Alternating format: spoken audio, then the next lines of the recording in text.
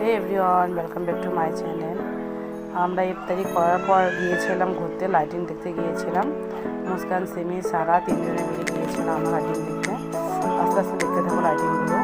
এগুলি এভাবে লাগিয়েছে মামুর থেকে একটা প্লেট লাগিয়ে দিয়েছে, আর একটু আগে দিয়ে উপরে লাগিয়ে দিয়েছে,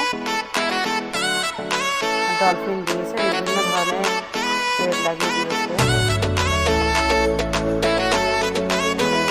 সবাই ঘুরছে, বড় সবাই ঘুরছে।